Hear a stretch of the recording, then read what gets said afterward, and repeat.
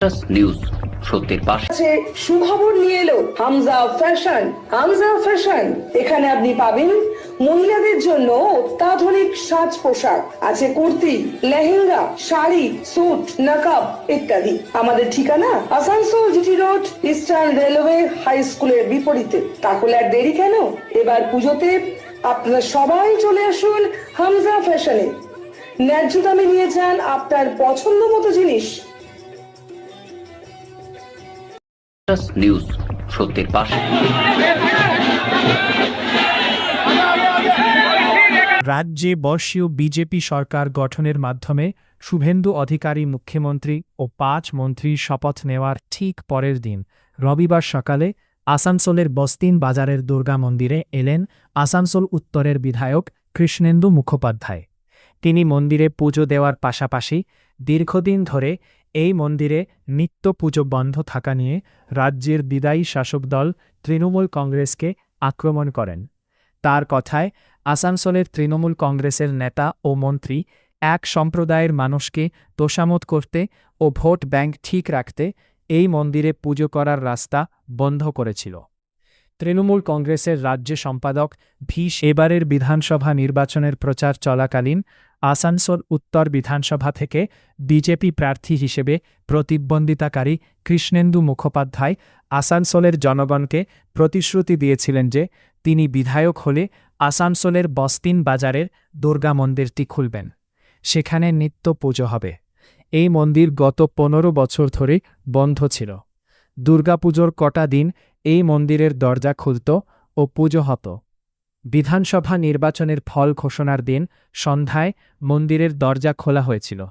BJP বিধায়ক হিসেবে কৃষ্ণেন্দু মুখোপাধ্যায় আসানসোল উত্তর বিধানসভা থেকে জয়লাভ করার পরে রবিবার সকালে বিজেপি বিধায়ক কৃষ্ণেন্দু মুখোপাধ্যায় বস্তিন বাজারের দুর্গা মন্দিরে আসেন ও পুজো দেন।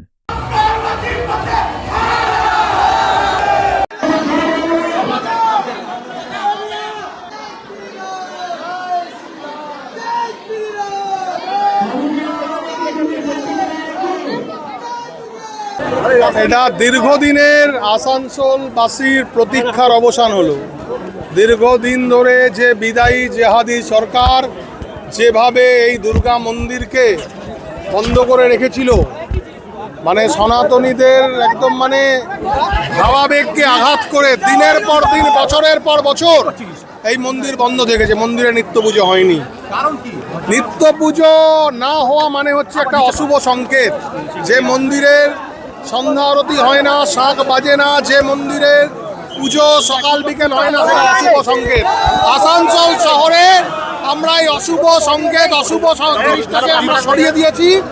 আমাদের কমিটমেন্ট ছিল আসানসোলের জনতার কাছে যে দীর্ঘদিনের এই মন্দির আমরা খুলব।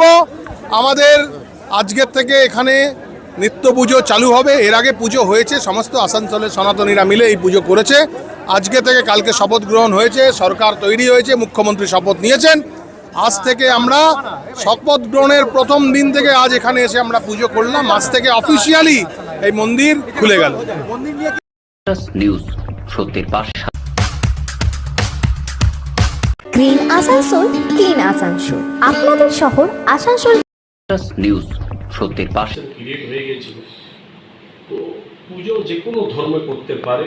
আপনার যেরকম হিন্দু, শিখ, ইসাই, মুসলিম, যে সব ধর্ম নিজে নিজে পুজো করতে পারে, কোনো কেউ বাধা দিতে পারে না।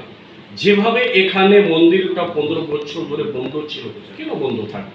তো আজকে যেভাবে হলো, পুরো শিল্পাঞ্চল কি পশ্চিমবঙ্গ ভারতবাসী এটা পুরোটা দেখছে, পুরো বিশ্ব জুড়ে দেখছে যে এই আজকে যে মন্দিরটা খোলা হয়েছে, আমাদের কৃষ্ণেন্দুদা, আমাদের বিধায়ক মাননীয় কৃষ্ণেন্দুদা, আমি পুরো আমাদের সংগঠন বিজেপি পার্টির সংগঠন সবাই সদস্যরা ছিলেন, নেতাগণ ছিলেন, আর ওখানকার ট্রাস্টি লোক ছিলেন, মন্দির কমিটির লোক ছিলেন, সবাই মিলে আর আসানসোলবাসী সবাই মিলে আজকে পুজোটা হয়েছে।